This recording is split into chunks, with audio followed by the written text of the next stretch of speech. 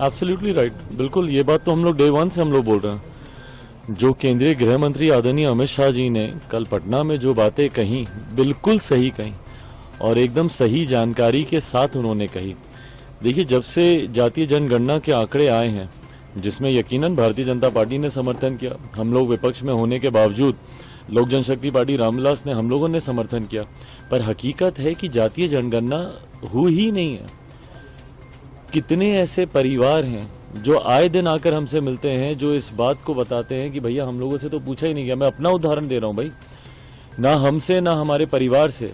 हमारा गांव है शहर बन्नी, वहाँ पे जाके चले जाइए, किसी हमारे परिवार के सदस्य से नहीं पूछा गया कि आपकी क्या जाति है, नहीं है। तो ये दर्शाता है कि बंद कमरे में बैठकर इन आंकड़ों को तैयार किया गया।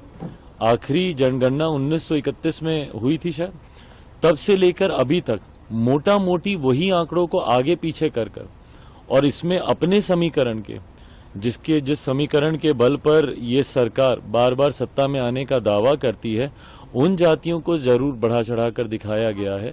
पर कई ऐसी जातियां हैं पिछड़ा वर्ग की, कई ऐसी छोटी जातियां हैं अनुसूचित जाति जनजाति में, जिनको कमतर करके दिखाने का कार्य सिर्फ अपनी राजनीतिक महत्वाकांक्षाओं को साधने की सोच के साथ किया गया। तो कल जो केंद्रीय गृह मंत्री कह के गए वो बिल्कुल सही कह के गए, और यही कारण भी है। आप बाकी के राज्यों में देख लीजिए, जातीय जनगणना को लेकर हर मन से विपक्ष के नेताओं ने इसको मुद्दा बनाने का प्रयास किया और लोगों के बीच इन बातों को रखने का कार्य किया कि अगर हमारी सरकार आती है तो हम जातीय जनगणना कराएंगे।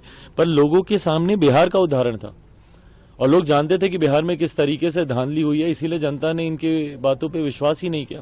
क्योंकि अगर बिहार के आधार पर ही बाकी राज्यों में जनगणना होती तो कभी सही आंकड़े सामने ही नहीं आते। कांग्रेस सांसद के चैनल को like, comment, share and subscribe जरूर।